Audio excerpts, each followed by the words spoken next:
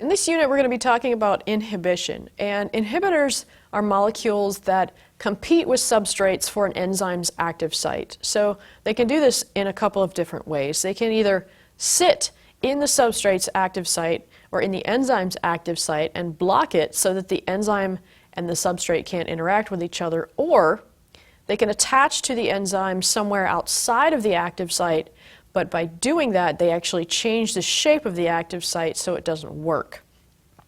An example of an inhibitor is this molecule here, A2-antiplasmin, and this stops enzymes from dissolving blood clots, which is helpful for treating bleeding disorders like hemophilia.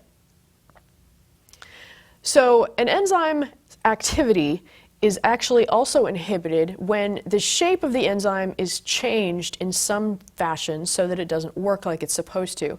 We call this process denaturation because the enzyme's activity determines or is determined by the shape of its active site. So if this is your enzyme and this is the substrate, they can interact with each other because of their shape.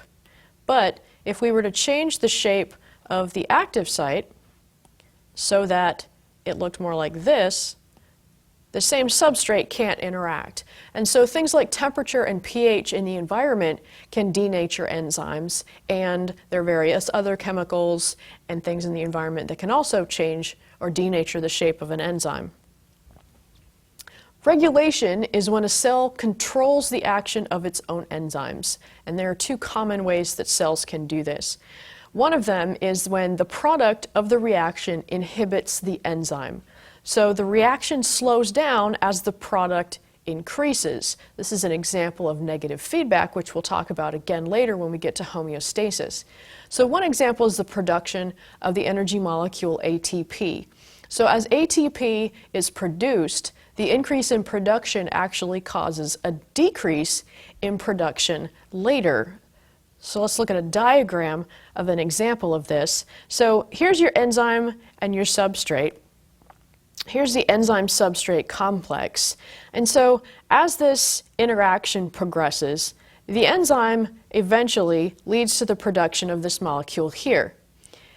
As the concentration of that molecule increases in the cell, it then goes and inhibits the action of the same enzyme. So it changes the shape from this triangle to a square so that the substrate no longer fits in here. And so basically what's going on is the increase in production of a particular product then in turn inhibits the action of the enzyme.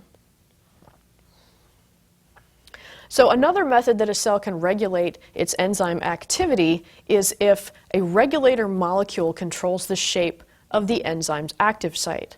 So this regulator molecule can fit with the substrate or not, depending on what the cell needs. So it can cause the enzyme and the substrate to either fit together or not. And so one example is oxygen as a regulator of hemoglobin, and the oxygen changes the active site shape when it's attached to the hemoglobin molecule.